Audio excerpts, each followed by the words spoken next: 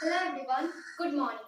Today we will going to solve some numericals which is based on our topics that we have covered. आज हम कुछ numerical solve करेंगे जो कि based होगा अभी तक हमने जो भी टॉपिक्स पढ़े हैं।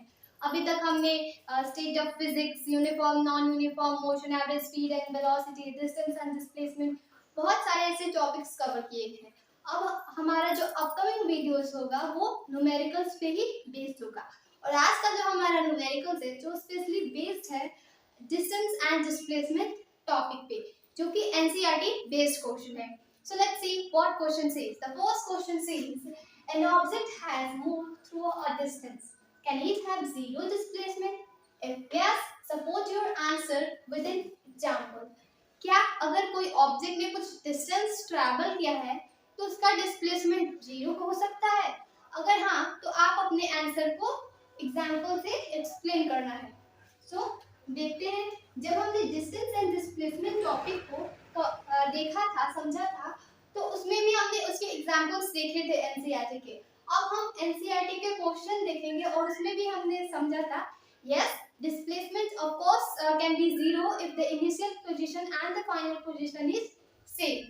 So yes, displacement zero हो सकता है अगर initial position and final position same हो। हमें सिर्फ यही नहीं करना है, हमें अपने आंसर को एक्सप्लेन भी करना है विद एग्जांपल।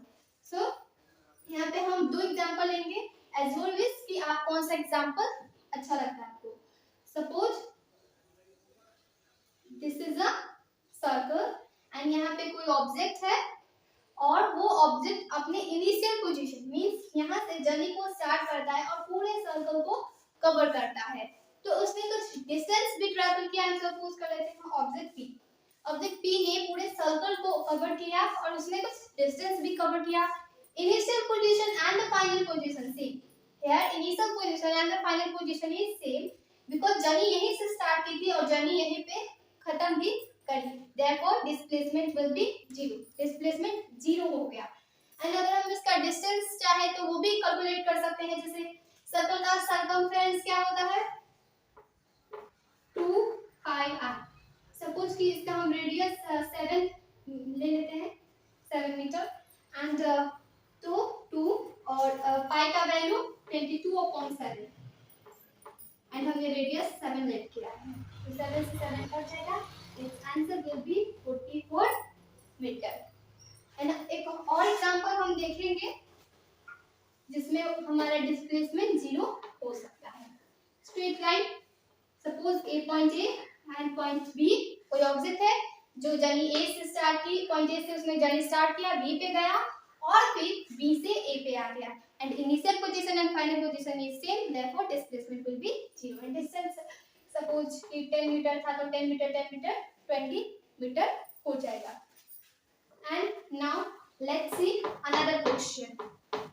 अब हम दूसरे क्वेश्चन को देखते हैं।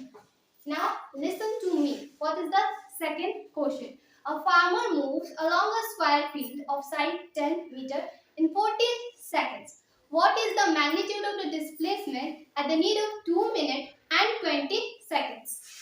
एक फार्मर है जो कि उसका एक स्क्वायर फील्ड है, स्क्वायर टाइप का फील्ड है और वो सभी साइड की डिस्टेंस 10 मीटर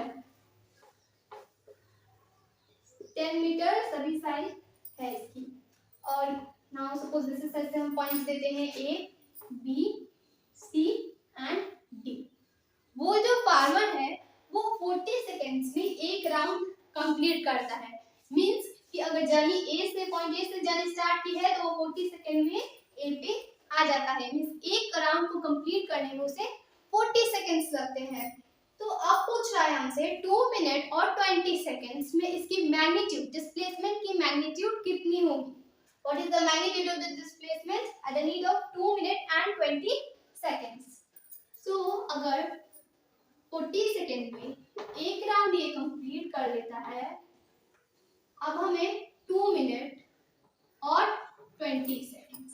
सबसे पहले अगर हम सीजीएस की यूनिट को फॉलो कर रहे हैं तो मिनट को कन्वर्ट करेंगे सेकंड में। तो 2 मिनट को 120 सेकेंड्स प्लस ये हमारा 20 सेकेंड्स तो है ही, 140 सेकेंड्स हो गया। अब 140 seconds is equals to x के इक्वल इसे हम लेट कर लेते हैं। x is equals to 1 into 140 divided by 40। ये जो 40 सेकेंड्स है इसमें एक राउंड कंप्लीट करता है, इसे हम डिवाइड करेंगे 140 सेकेंड से। 0 से 0 कट हो जाएगा and x is equals to 3.5। ये 140 सेकेंड्स में 3 राउंड और हाफ राउंड को कंप्लीट कर लेता है। जो फार्मर है वो 140 सेकेंड्स में 3 राउंड मींस यहाँ से ए से जब स्टार्ट की तो 3 बार ए पे आ गया और फिर ए से बी और बी से सी, यहाँ पे सी पॉइंट पे गया। अब हमें फाइंड करना है इसका displacement. Now we have to find the displacement. तो यही होगा displacement A C, because displacement क्या होता है, initial final position minus initial position. Final position यहाँ पे सी है और इनिशियल पोजीशन ए है। नाउ अब इसे हम फाइंड करते हैं by the Pythagoras theorem. Pythagoras theorem क्या होता है, h square is equals to p square plus b square. तो यहाँ पे हमें क्या फाइंड करना है, ac square. So ac square is equals to ab square plus bc square. ab square plus bc square. ac square is equals to 10 का square plus 10 का square, क्योंकि बिकॉज इसकी साइड कितनी है 10 मीटर है, दैट वी हैव टू हम क्या लेंगे 10 मीटर लेंगे। ac square is equals to 100 plus 100। ac square is equals to 200। अब इसे ऐड कर लिया हमने। नाउ अब सिर्फ हमें ac फाइंड करना है, न कि ac स्क्वायर। तो इसे रूट को हम रूट के अंदर कर देंगे 200 को and our answer will be 14.143 meter. It is the displacement. It is the measure of the AC. AC का लेंथ कितना होगा 14.143 मीटर। तो ये हमने सेकंड क्वेश्चन देखा। Now move to the third question. Third question statement का है कि मतलब स्टेटमेंट ट्रू है या फॉल्स है, means which of the statement is true for displacement.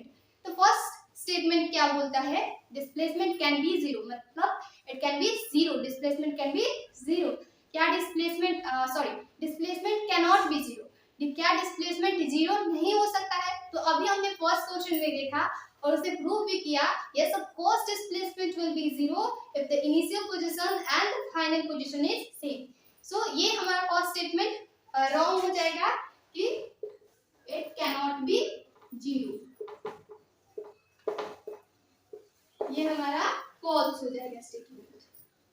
दूसरा स्टेटमेंट हमसे क्या बोलता है कि the magnitude of the displacement is larger than the distance travel by the object. जो डिस्प्लेसमेंट है वो डिस्टेंस से बड़ा है, जो डिस्प्लेसमेंट का मैग्नीट्यूड है वो डिस्टेंस से बड़ा है जो कि ऑब्जेक्ट ने कवर किया है। तो ये भी पॉसिबल नहीं है, क्योंकि जो डिस्प्लेसमेंट है वो डिस्टेंस के इक्वल हो सकता है, छोटा हो सकता है, because displacement is also known as shortcut and displacement zero हो सकता है बट डिस्टेंस से लार्जर नहीं हो सकता है। सो हमारा सेकंड स्टेटमेंट भी फॉल्स हो जाएगा और फर्स्ट स्टेटमेंट भी फॉल्स हो जाएगा, that zero displacement will be zero. और फर्स्ट स्टेटमेंट क्या था, कैन नॉट बी जीरो, तो ये फॉल्स हो जाएगा, सेकंड स्टेटमेंट भी फॉल्स हो जाएगा। अब हमारा जो अपकमिंग वीडियोस होगा वो भी न्यूमेरिकल्स पे ही होगा। So here our video is, thank you.